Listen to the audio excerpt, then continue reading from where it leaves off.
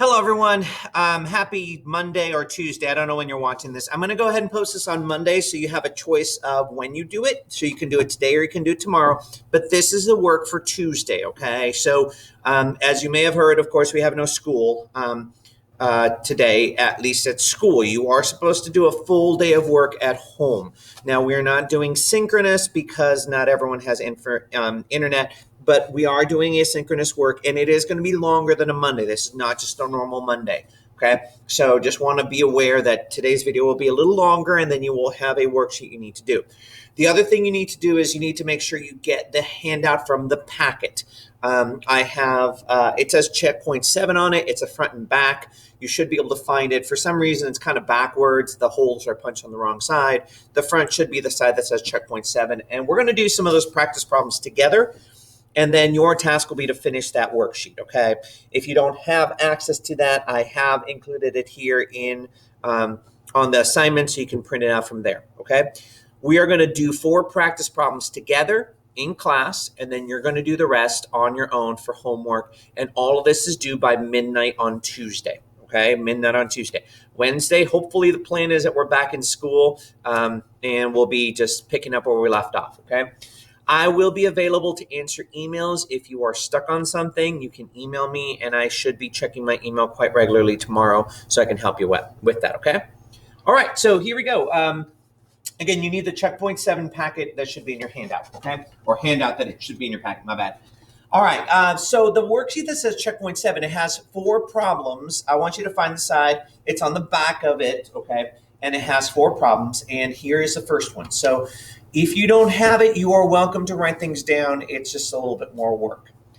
Today's work is on, Checkpoint 7 is on fraction busters, which you should feel pretty comfortable on. But these problems are going to get a little bit more complicated than we're used to. And so I figured that working together on these would be a great way to do it. Now, one option you have, if you really want to test how well you know this material, is to go ahead and solve it on your own and do like the front page or this page first, completely on your own. And then as I'm doing it with you here, you can compare your work and see if you got it right. That's a choice you have. If you don't know how to do this, or if you don't feel comfortable doing it, watch the video, do it with me, and then the back of the worksheet or the practice problems will be great practice for you. I do want to also point out, it's really weird. The last problems here, I've got on this is what the other side looks like. This is not the side we're doing. This is the practice side. Do be aware the numbers are all messed up. We just kind of jumped around and picked some numbers. So you got 1, 2, 5, 6, 7, 9, 12, and 15. No, it's not that we don't know how to count. It's just we jumped around and did several problems. So just wanted to point that out, okay? All right, so let's do these problems together, okay? I want you writing this down. You do need to take a picture of your notes. So I want to see both sides of this worksheet on the assignment when you turn it in, okay? So either you do it on the worksheet or you do it on a separate piece of paper, but have it. Okay, so fraction busters. Although you might have been able to solve these equations doing just the fractions or decimals or whatever, the goal is to practice fraction busters, and that's what we're going to do, okay? One way to do this one right here is to multiply everything by the denominators, the least common denominator, which in this case is 15. Okay, I'm going to show both ways, and you can decide which way you want to do it, which way you prefer to do it. But I do want you to see both ways because they can be helpful. So then I multiply 15 by all of these. Now I'm assuming right here the denominator is 1, so the common denominator 5, 3, and 1 is 15. 15 times 1 is 15, so I put 15 over 5x. 15 times 1 would be, plus 15 over 3x. And then 15 times 2 is 30. Now, I can put 30 over 1, but 30 over 1 is just 30. But then, now I do this. Once I've multiplied everything by, now I can go ahead and do some division and cancel out the fractions. 15 divided by 5 is 3x. 15 divided by 3 is 5x. 30 over 1 is 30. And now I just solve it as an equation. So this would be 8x equals 30. Divide both sides by 8. My answer is 30 over 8. But we can simplify this, right? 2 ways you can do it. One is to simplify both dividing by, what can we divide by? 4. Okay, so no, we have to divide by 2. Or this would be 15 over 4, which does simplify to, let me see, 4 goes into 15 3 times, and then 3/4. So my final answer is technically 3 3/4, although I'd be okay with you doing 15/4 as well. Just don't leave it as 30 over 8. So that is one way to do it, okay? And that's the way some of you feel comfortable doing it. Write it down, and if you need to, pause the video and write this down. I want to show you the second way, okay? I'm going to erase this in 3, 2, 1, boom, gone. The second way you could do this, and again, I call it the Snodgrass method because this is how Miss Snodgrass likes to do it, but take the denominators, there aren't 1, I don't have to worry about the 1, but take the 5 and 3 and multiply everything by 5 times 3.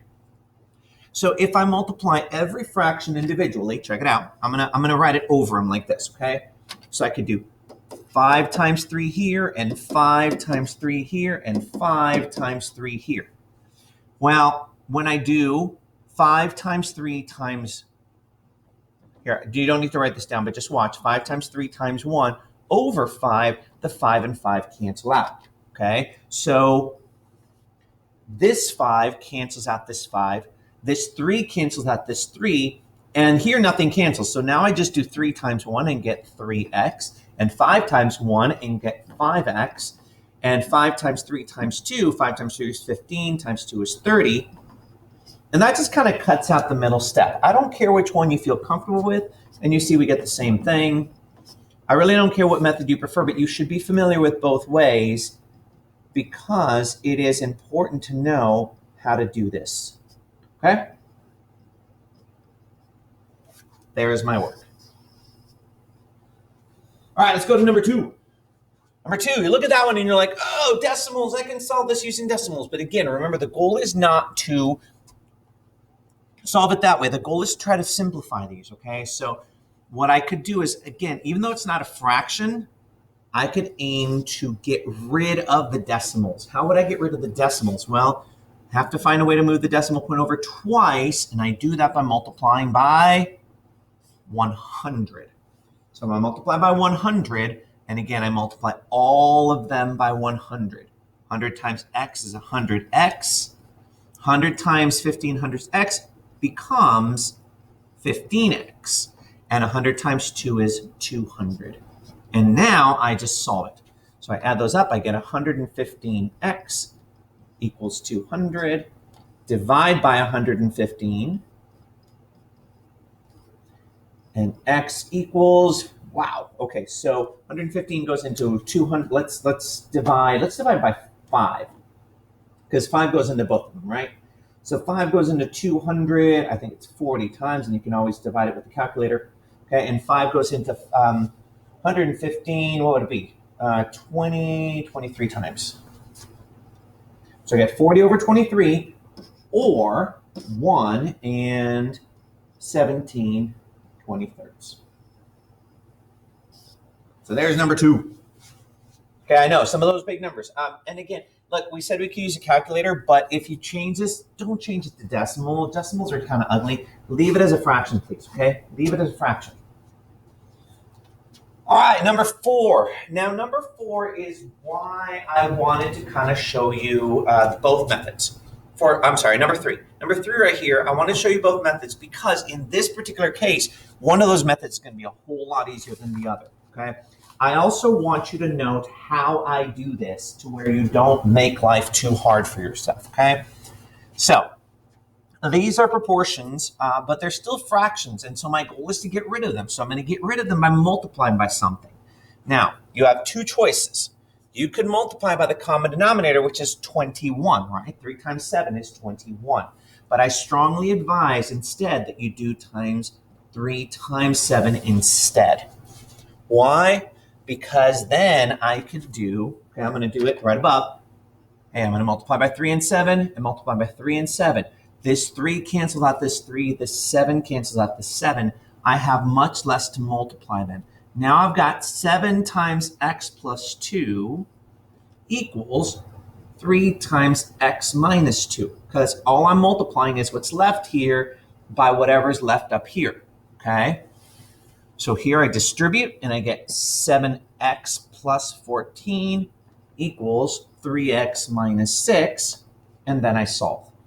Minus 3x, minus 3x, I get 4x plus 14 equals negative 6, minus 14, minus 14, 4x equals negative 20, divide by 4, and I get x equals negative 5.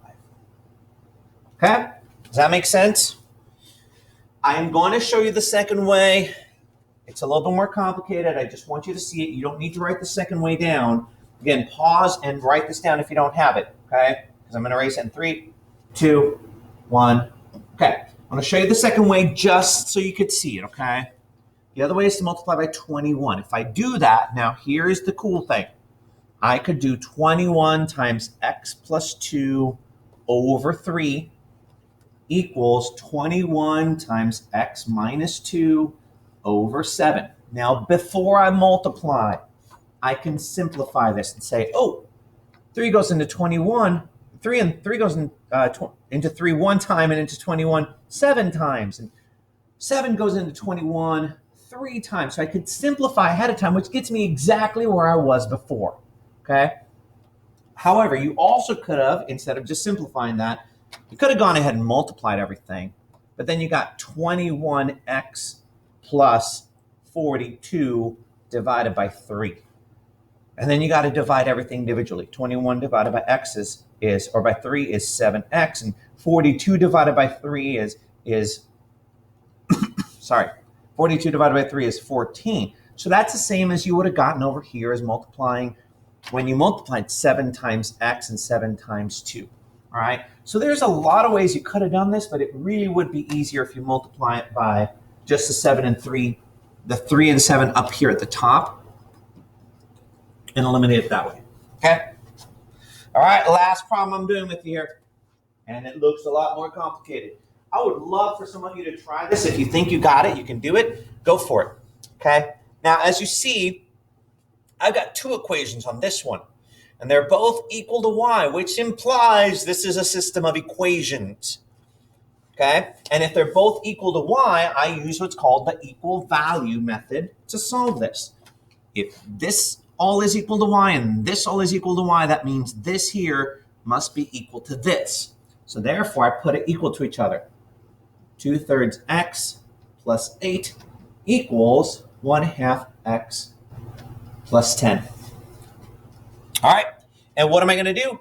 How am I going to eliminate these fractions? Fraction busters, and multiply. In this case, I'm going to go ahead and multiply. Listen, I'm going to multiply everything by 6. Why 6? Because it's a common denominator of 3, 1, 2, and 1. It's 6. And then I'm going to go ahead and multiply. 6 times 2 is 12 over 3x. 6 times 8 is 48. Equals 6 times 1 is 6 over 2x, and 6 times 10 is 60. Now we can divide and eliminate those fractions. 12 over 3 is 4x plus 48 equals 6 divided by 2 is 3x plus 60.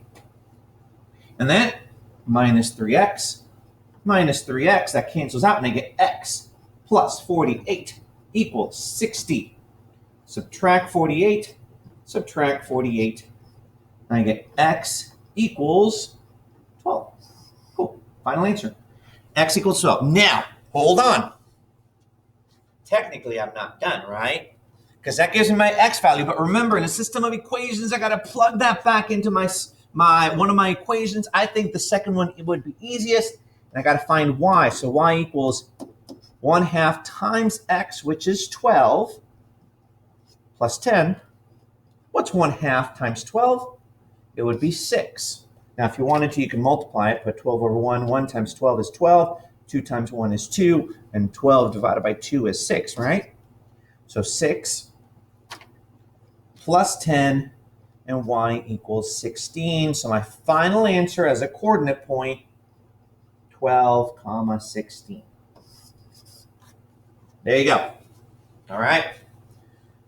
Okay, well, that is the practice problems I wanted to give you. Your responsibility is to do the ones on the other side of this page, and you're going to show those tomorrow.